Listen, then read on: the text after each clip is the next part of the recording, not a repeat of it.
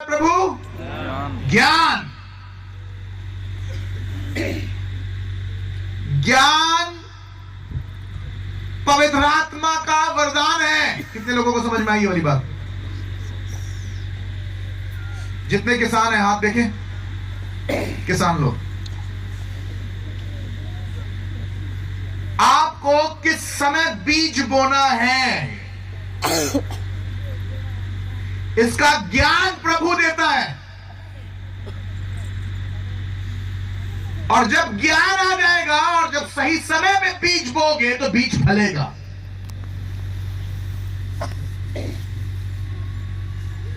किस समय बीज बोने के बाद पानी देना है, यह ज्ञान है।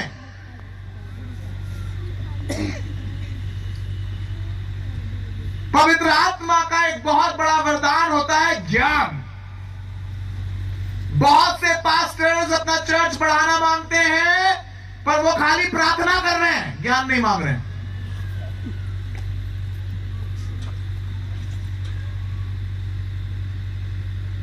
तुम अपना इतना बड़ा बिजनेस यहां पर लेके बैठे हो, अगर ज्ञान नहीं मांगोगे और इसी एक छोटे से मिक्सर पे काम करते रहोगे, कभी लाइफ में नहीं बढ़ोगे। तुम अपना बाजा यहां पर लेके बैठे हुए हो, अगर इस बाजे के ऊपर बड़े बाजे पे हाथ नहीं लगाओगे तो इस बाजे से ज्यादा बड़ा कभी नहीं बजा पाओगे। ठीक है ना? तुम वर्शिप लीड करा रहे हो, जितने सुर आते हैं अगर उसी में खुश रहे और आगे प्रैक्टिस नहीं किया तो कभी आगे नहीं बढ़ोगे।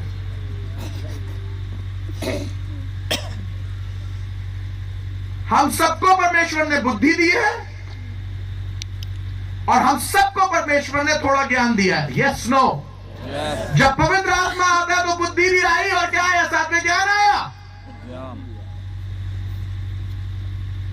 पर इस ज्ञान को बढ़ाने को और बुद्धि को बढ़ाने के लिए प्रार्थना करनी चाहिए। सुनिए, हम लोग गलत दुआएं करते हैं। हम बोलते हैं प्रभु हमारे पास बहुत पैसा आ जाए, बहुत पैसा आ जाए। पैसा आएगा, बेवकूफ रहोगे, सब चले जाएगा।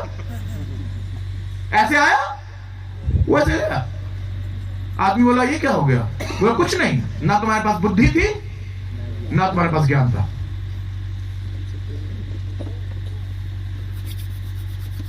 अभी लड़के ने शादी करी, दूसरे दिन बीवी को मार पटक पटक के मारा, दूसरे दिन घर से भाग गई।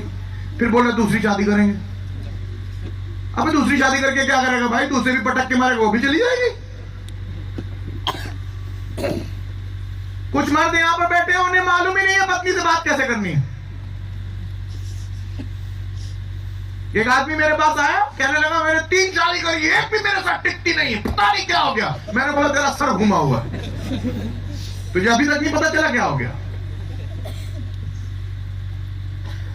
एक औरत मेरे पास आई, मेरे चर्च में आती थी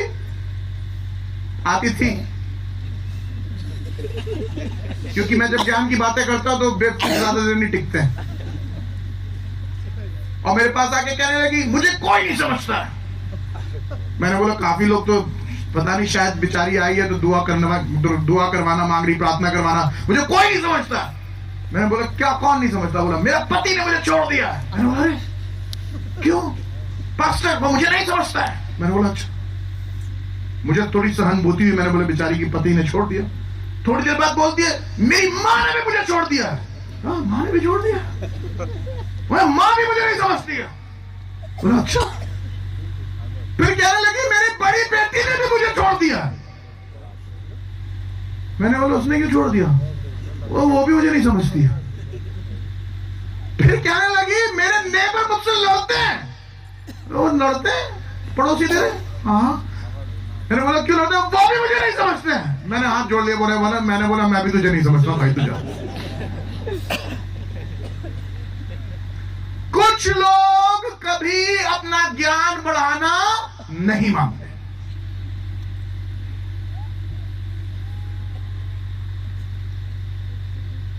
वैसे ही काम कर रहे हैं। पिछले साल खेत में बीज बोने गए थे, गलत तरीके से बीज बोया, फसल सड़ी निकली। बगल वाला खेत का आदमी जिसकी अच्छी फसल है आके बता रहा था ऐसे बोना, तो यूं खड़े के बदले तो अपना न चलो हमारा ना बता।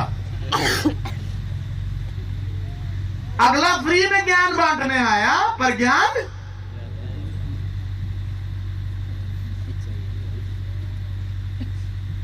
पूरी दुनिया में जाके हम क्रूसेड करते हैं। एक जगह पे हम गए, हमने बोला बेटा इस तरीके से नई सिस्टम सेट करते हैं।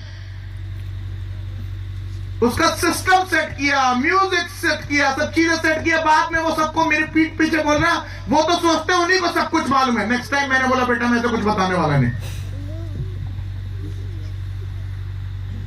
कई बार हम अपनी बेवकूफी के कारण ज्ञान की बातों पे खुद से लात मार देते हैं।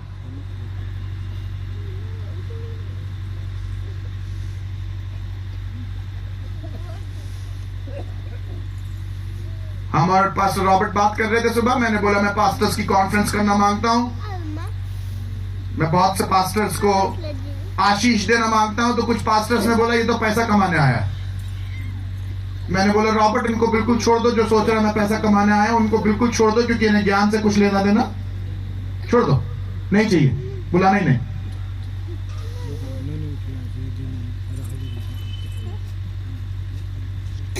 पवित्र आत्मा आपके ज्ञान का उपाय करता है, पवित्र आत्मा आपके लिए उपाय करता है, पवित्र आत्मा आपको और ज्ञान देना मांगता है। पर हम क्या करते हैं, अपना ज्ञान लेना नहीं चाहते।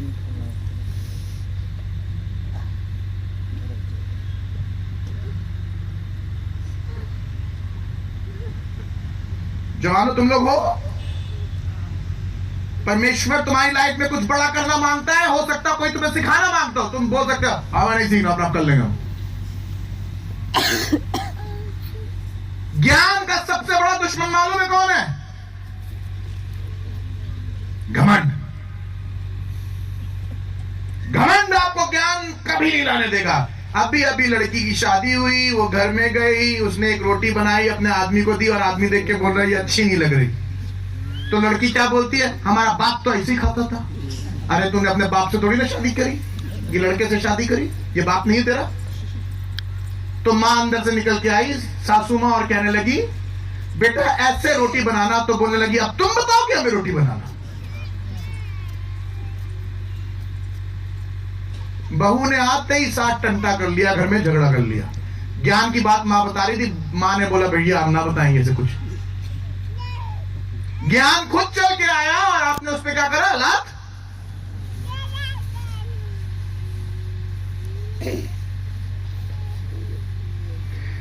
पवित्र आत्मा का एक बहुत बड़ा वरदान है ज्ञान।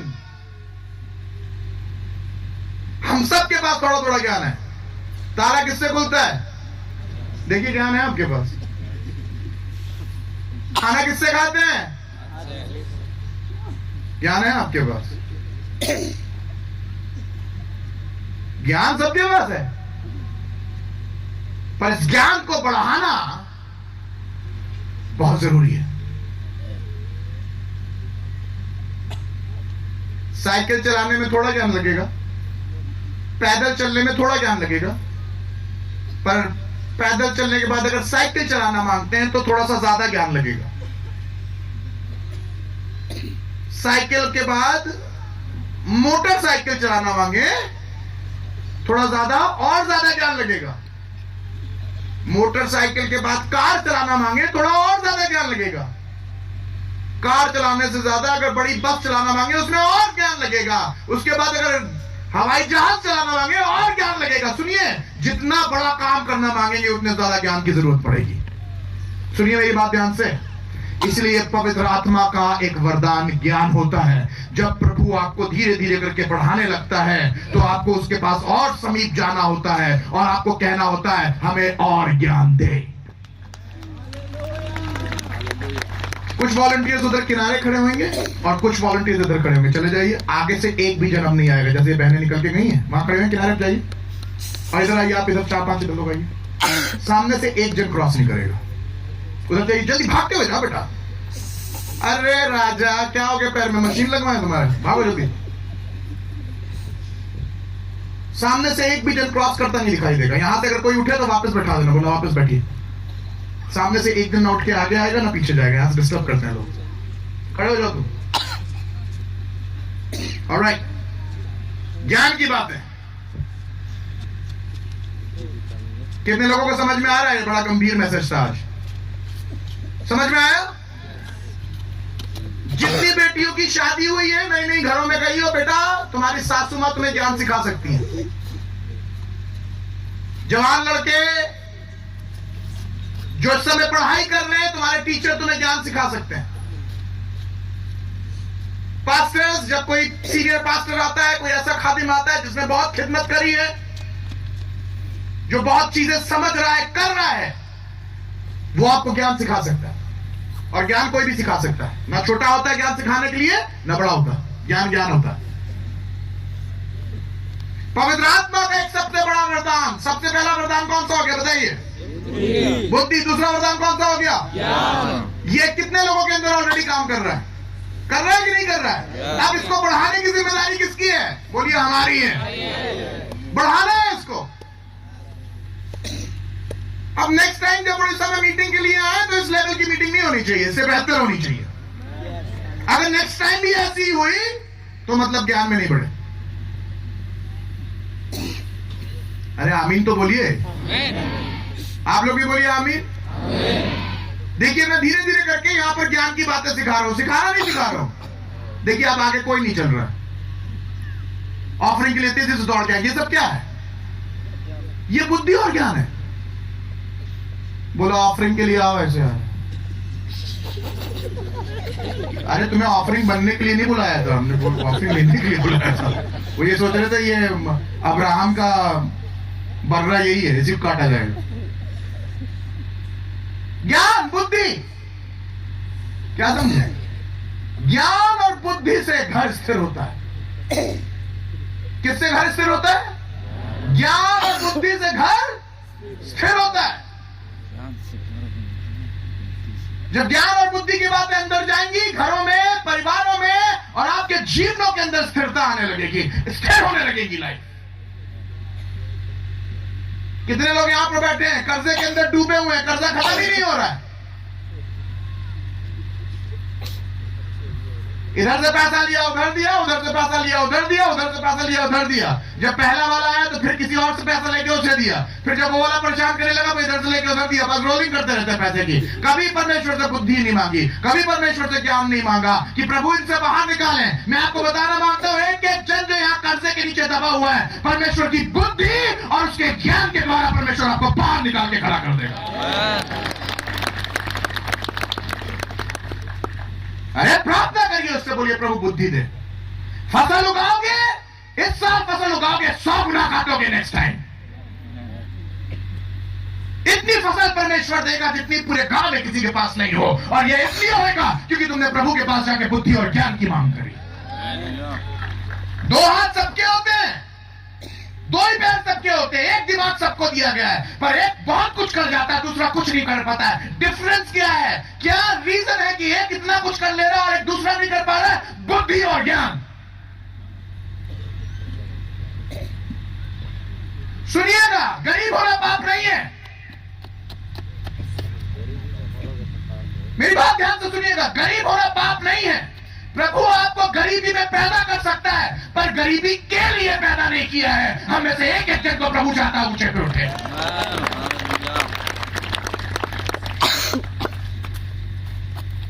हम गरीब हैं, हम गरीब हैं, गरीबी रहेंगे। जिसने डिसाइड कर लिया हमें गरीब रहना, उसे कोई अमीर कर सकता है? उसे पैंट पहना, उतार के फिर लुंगी पहने। उसे अच्छा खाना खिला, फेंक देगा, बोलेंगे हम यही खाना।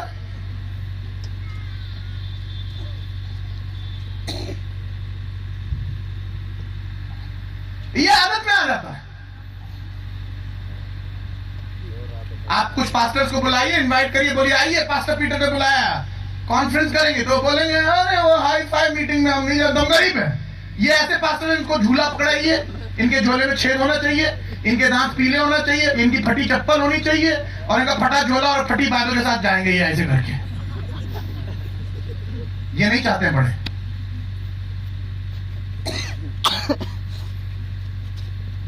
बाइबल में जरा दिखाइए मुझे किसी का फटा झोला था, किसी पास्टर का फटा झोला था, किसी पास्टर की फटी चप्पल थी? कोई है पास्टर ऐसा बाइबल में? है? ये ज्ञान किसने दे दिया इन्हें? कितने लोग सोचते हैं पास्टर बिल्कुल भिखारी दिखना चाहिए? हमारे पास गाड़ी नहीं हो सकती। गुनाह है। गुनाह तब है जब अपने लिए इस्तेमाल करो, जब प्रभु के राज के लिए करो तो बरकत है।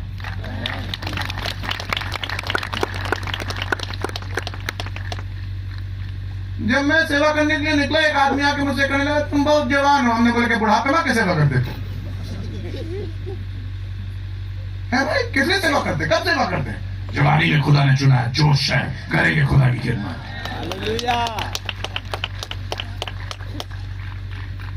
बचा कुचा खोजड़ दे जाके खुदा को, चल नहीं माना प्रभु की सेवा करेंगे। इनको 4 लोग चाहिए होते पकड़ के उठाने के लिए, सेवा करेंगे।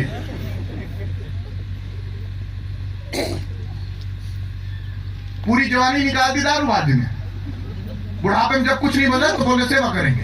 हमको ऐसा लगता है बचा कुचा परमेश्वर को ना, परमेश्वर को सर्वोत्तम देना है, सबसे अच्छा। जब मैं सेवा के लिए निकला, कुछ पादरी मेरे पास आके निकले, आके कहने लगे बेटा झोला पकड़ के घूमोगे। मैंने बोला ना ना ना, आपकी बुद्धि के हिसाब से चलूंगा तो झोला पकड़ के चलूंगा, पर अगर पवित्र आत्मा के हिसाब से चलूंगा पूरी दुनिया में जाऊंगा। कमान कमान कमान, तालियां बजाए बजाए तालियां बजाए तालियां। इनकी बुद्धि के हिसाब से अगर चलते तो आज हम भी शायद झोला ही पकड़े होते।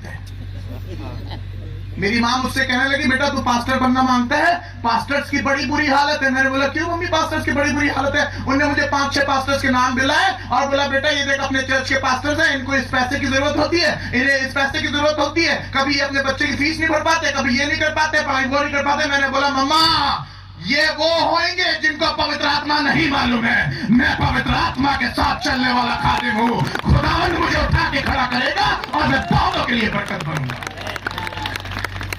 शोर बजाए खुदा का धन्यवाद दे। खुदावंद ये किसने बोल दिया तुम्हें कि तुम भीख मांगोगे?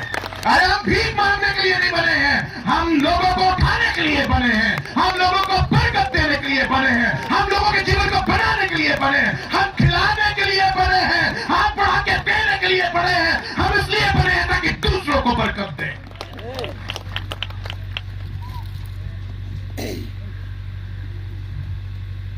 खुदा उठा सकता है तुमको।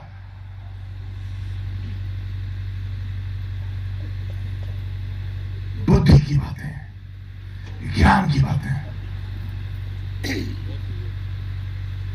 पूरी जिंदगी खुदा की खिदमत करी है।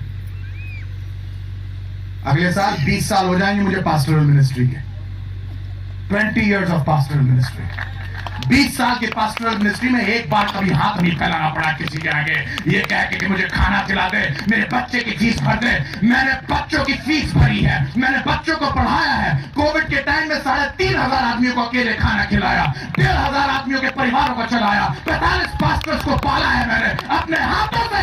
एक बच्चा जो कल लखनऊ से निकला और बड़े शहर में जाके रहा जहां पर उसे खाने और पीने को नहीं मिला, उसने इनको को पाल लिया। यहां पर भी बैठे हुए हैं जो पाल सकते हैं। बुद्धि और ज्ञान।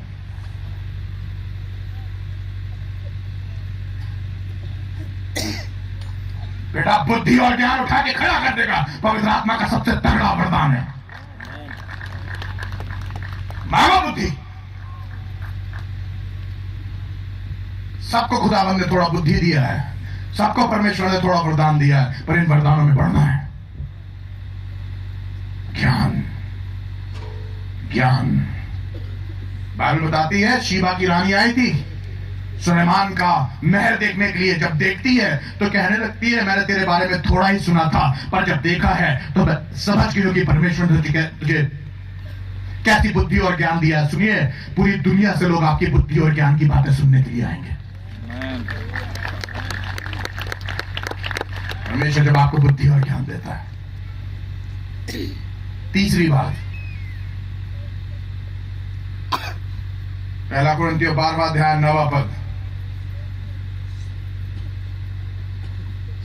कितने लोग तैयार हैं तीसरा वरदान सुनने के लिए? तीसरा वरदान है विश्वास। तीसरा वरदान क्या है? विश्वास। अगर विश्वास नहीं करा होता तो आप में से कोई यहां नहीं बैठा होता। कितने लोग यीशु मसीह पे विश्वास करते हैं? ये देखिए सबके पास वरदान है। कमाल, ताली बजाइए अपने लिए, हम सबके पास वरदान है। अब इस विश्वास के वरदान को क्या करना है? बढ़ाना है। सबके पास विश्वास है। परमेश्वर के वचन में क्या लिखा है? अगर तेरे पास राई के दाने के बराबर भी विश्वास है तो इस पहाड़ को क्या यहां से उठ और वहां पर जाके गिर पड़ तो गिर जाएगा। इसका मतलब विश्वास है, पर इस विश्वास को बढ़ाना है।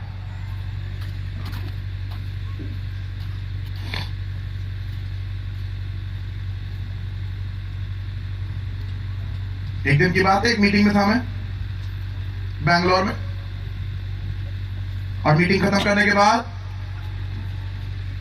एक बहन अपने हस्बैंड को लेकर मेरे पास आई।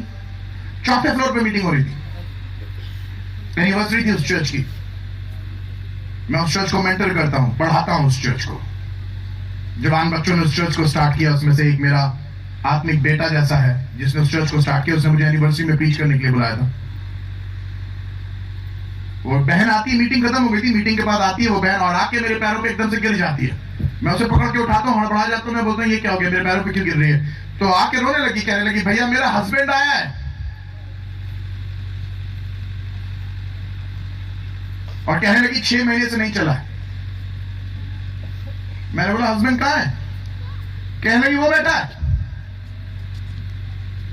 4 लोग उसे कुर्सी में भर के लेके आए थे, 4 लोग कुर्सी में बैठा के। उसका वेट मेरे ख्याल से उसका वजन 35 से 40 किलो होगा। इतना बीमार हो गया था कि पैर बिल्कुल इतने पतले हो गए थे कि वो चल नहीं सकता था। पर मालूम वो आदमी क्या कह रहा था? वो आदमी कह रहा था पास्टर पीटर बेंजामिन आ रहे हैं, उनकी मीटिंग में ले चलो, प्रभु यीशु मुझे चंगा कर देगा। विश्वास था उसका।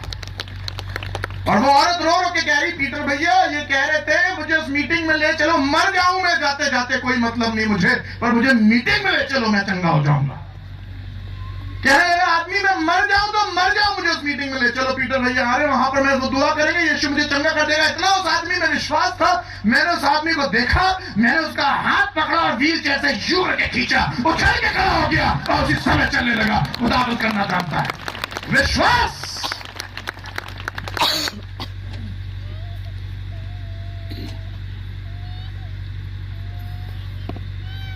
क्यों हमारी मीटिंग में व्हील चेयर से कोई बाहर नहीं निकलता है?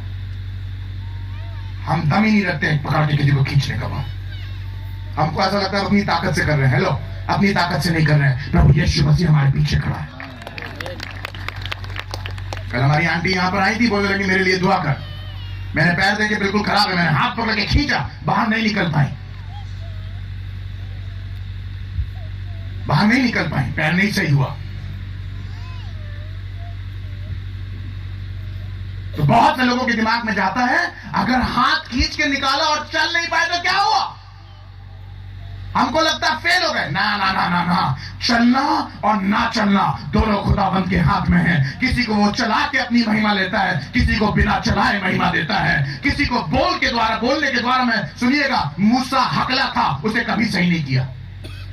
कमाल कमाल कमाल कमाल, कितने लोगों को समझ में आया? मूसा हकला था, कभी सही नहीं किया, पर मूसा के साथ हारून को दिया जो बोल सकता है। सुनिए, मूसा को अभिषेक दिया पर हकलापन दिया, हारून को बोलने की ताकत दी पर वो अभिषेक नहीं दिया। परमेश्वर किसी को अभिषेक देता है तो किसी को हकलापन दे देता है, किसी को मुंह की जबान देता है तो उसको अभिषेक नहीं देता है। मालूम क्यों? ताकि हम दोनों एक दूसरे के ऊपर डिपेंड रह के उसकी महिमा करना सीख सके। सबसे बड़ी बात ये नहीं है कि मैं यहां पर चल सकूं, सबसे बड़ी बात यह है कि मैं विश्वास में ना चलने के बाद भी बना रहा हूं। चल पाऊं तो खुदा की महिमा, ना चल पाऊं तो खुदा की महिमा, बोल पाऊं तो खुदा की महिमा, ना बोल पाऊं तो मेरे खुदा की महिमा।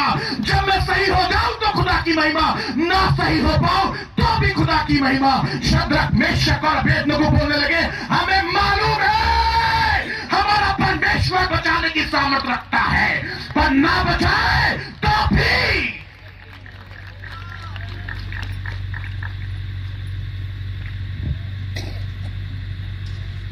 बचाएगा तो महिमा करेंगे और नहीं बचाएगा तो भी महिमा करेंगे।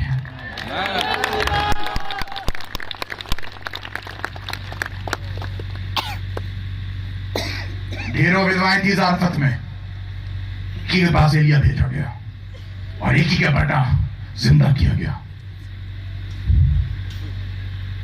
अपने ऊपर लेने की कोई बात नहीं है। खुदा ने दिया, खुदा ने लिया, उसी का नाम मुबारक ठहरे। वो देता है, वो देता है, उसका नाम महिमा पाए।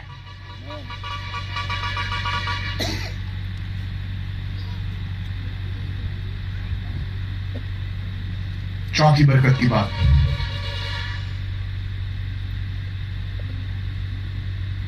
चौथा वरदान, चौथा वरदान सुनिएगा। चौथा वरदान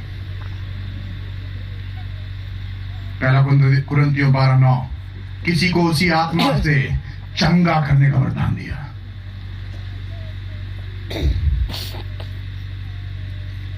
पहला वरदान, दूसरा, तीसरा, चौथा चंगा करना। कितनी माओ ने आज तक अपने बच्चों के लिए कभी दुआ करी? पेट के दर्द के लिए, पैर के दर्द के लिए, बच्चे सही हो गए, माए हाथ उठाए, किया ना?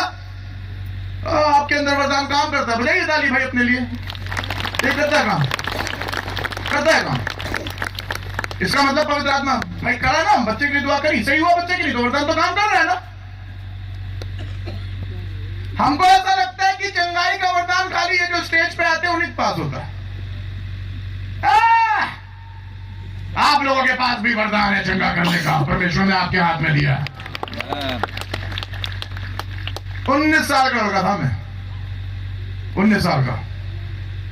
पीसीओ पे गया, मैंने वहां पर देखा हमारे अंकल एक थे, गुप्ता अंकल, और उनके पीसीओ पे बैठे हुए थे, पूरी पट्टी चढ़ाए हुए थे यहां से लेके यहां पर। कच्चा प्लास्टर नहीं होता है, कच्चा प्लास्टर चढ़ाए हुए थे।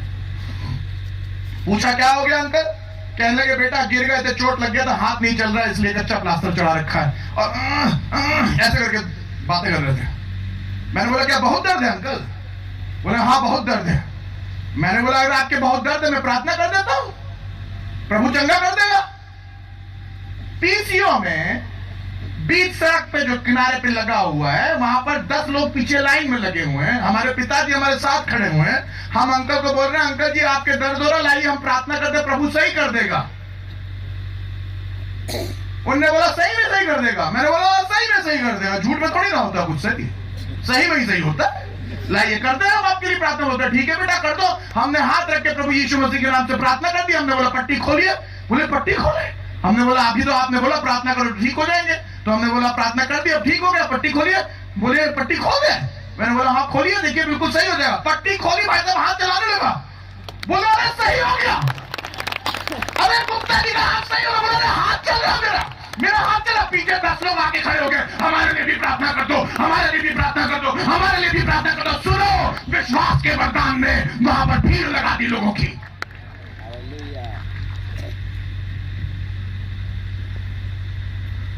हमें तो कोई लोग प्रार्थना करना नहीं मांगता। हम काहे के लिए प्रार्थना करें भाई?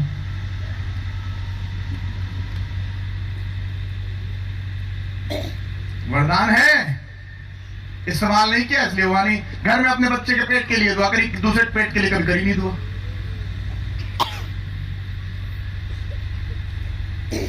बहुत ज्यादा दुआ करी तो किसी के सर के लिए दर्द कर, सर के दर्द के लिए दुआ कर दी, पैर के दर्द के लिए दुआ कर दी। पैर का दर्द सही हो गया, सर का दर्द सही हो गया। उनने 500 रुपए हमें ऑफरिंग दे दी, हम लोग खुश। ठीक पास्टर।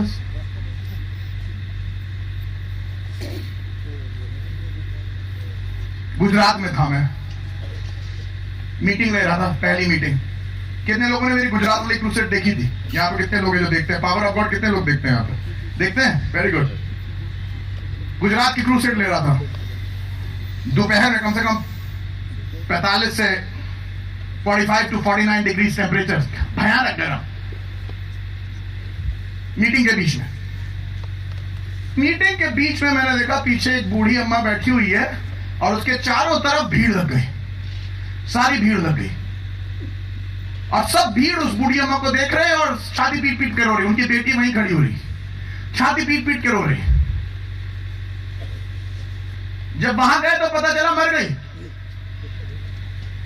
मीटिंग के बीच में मर गई।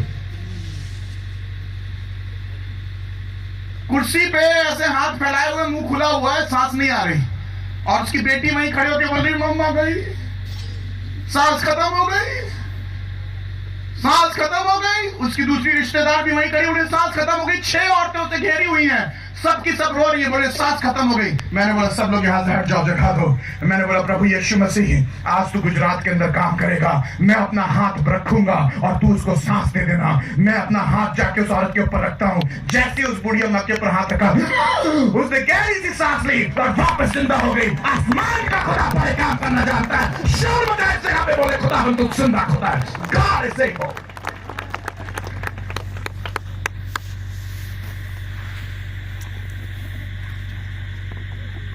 दो काम कर सकता था मैं उस जगह पे, वहां जाके अपना सीना ठोक के, सीना पीट पीट के ना निकलने था। हाय मेरी मीटिंग में आंटी जी मर गई, हाय मीटिंग में मर गई। हाय काय का हाय, आसमान के खुदा ने तुम्हें इख्तियार दिया है मौत और जिंदगी के ऊपर। जाके हाथ रखो और उनको लौटा के ले आओगे तुम। वो मीटिंग बरकत के लिए थी, किसी की मौत के लिए नहीं। जिंदा हुआ। मैं बताना मांग रहा हूं, आखिरी दिन उस मीटिंग के अंदर 14,000 लोग थे। कमान कमान कमान कमान, तालियां बजाएं, धन्यवाद है। God is able।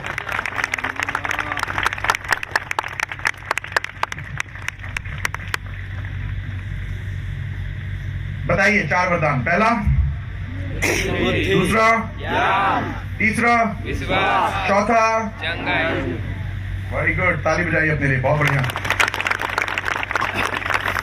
5वां वरदान, सामर्थ के काम। सामर्थ के काम। किसके काम? सामर्थ के। मैं प्रार्थना कर रहा हूं प्रभु मेरी मीटिंग में ऐसा करना कि अगर आंखें कभी दिख भी ना रही हो तो हाथ रखूं तो आंखों के गोले बन जाएं और बाहर निकल आए, दिखने लगे। मैं प्रार्थना कर रहा हूं प्रभु मेरी मीटिंग में ऐसा अनुग्रह देना, जिनके पैर ना हो तो हाथ रख दे तो पैर उग जाए। क्यों नहीं हो सकता है क्या? नहीं हो सकता है क्या? जिनके लिए नहीं हो सकता उनके लिए कुछ नहीं हो सकता है, पर जो विश्वास करते हैं परमेश्वर उन्हें सामर्थ्य के काम करने की ताकत देगा। मैं सच बता रहा हूं, मेरी इस मीटिंग को कोई सुन के आज एक जवान शायद यहाँ पर बैठा होगा, इस पूरी मीटिंग में शायद कोई एक जवान बैठा होगा। मैं तुम्हें बताना मांगता हूं बेटा, अगर तुम वो व्यक्ति हो जिसके दिल के अंदर ऐसी ज्वलंत इच्छा उठ रही है प्रभु मुझे इस्तेमाल कर सामर्थ्य के काम के लिए, मेरे बच्चे तू वो व्यक्ति बन जाएगा भारत के अंदर। आंखों में अगर आंखों के अंदर सफेद गोले नहीं होंगे, हाथ रखेगा तो गोले बन जाएंगे। पैर नहीं होंगे, हाथ रखेगा पैर उग जाएंगे। हाथ नहीं होगा, हाथ में हाथ रखेगा हाथ उग जाएगा। तुझे इस्तेमाल करेगा प्रभु सामर्थ के काम करने के लिए। प्रभु अपने बच्चों को इस्तेमाल करना मांगता है, ये उसका तोहफा है।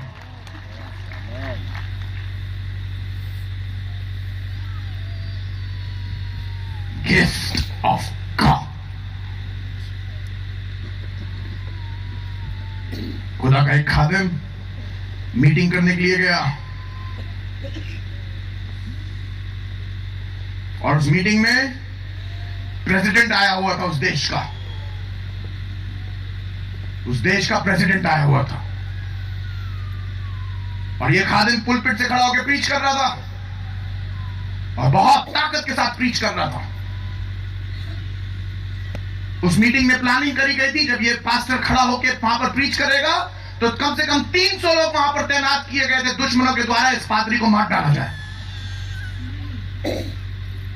पर प्रभु ने उसे पहले से बता दिया था 300 लोग वहां पर मौजूद होंगे। और प्रभु ने बोला इस पास्टर को मैं सामर्थ्य दूंगा। उस पास्टर को बोला मैं तुझे सामर्थ्य दूंगा, तू एक एक करके उन 300 लोगों को पहचान लेगा और 300 लोगों को बाहर निकालना और प्रभु वहां पर एक बड़ा काम करेगा। जब वो पुलपिट पे गया तो उसे मालूम था वो 300 लोग जादू टोना तंत्र मंत्र करने वाले वहां पर आए हुए थे ताकि उस पास्टर को मार सकें। पर जब वो पास्टर खड़ा हुआ उसने उन 300 लोगों को बाहर निकाला और पवित्र आत्मा का बड़ा वहां पर काम होने लगा। और अचानक से देखा बहुत बड़ी भीड़, ऐसी भीड़ की सिर्फ आदमी लाखों लोग वहां पर से एक बच्चे को यूं करके फेंकने लगे सब लोग। और वो बच्चा फेंकते फेंकते फेंकते फेंकते फेंकते फेंकते फेंकते स्टेज से सामने तक आ गया। जब लोगों ने पूछा इस बच्चे को यहाँ पर सामने फेंकने का क्या मतलब है, तो भीड़ कहने लगी ये बच्चा जब पैदा हुआ था इसकी आंखों के अंदर गोले नहीं थे, पर जब आपने प्रार्थना करी है तो प्रभु ने गोले बना दिए आपके और ये बच्चा दौड़ रहा है मीटिंग के अंदर और लोग देख के उस बच्चे को दंग हो गए। प्राइम मिनिस्टर वहीं पर ही उस देश का खड़ा था, अपना हाथ सर पे रख के कहने लगा अरे ये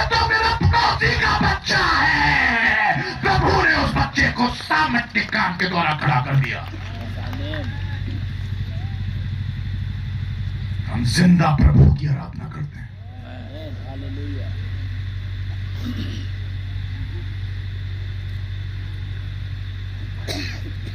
थैंक यू बेटा। सामर्थ्य के काम, सामर्थ्य के काम। कमान कितने लोग फील कर रहे हैं यहां पर सामर्थ्य के काम हो सकते हैं? अपना हाथ उठा लें, हाथ उठा लें, हाथ उठा लें, हाथ उठा लें, हाथ उठा लें, हाथ उठा लें, जल्दी से हाथ उठा लें। बोले प्रभु सामर्थ्य के काम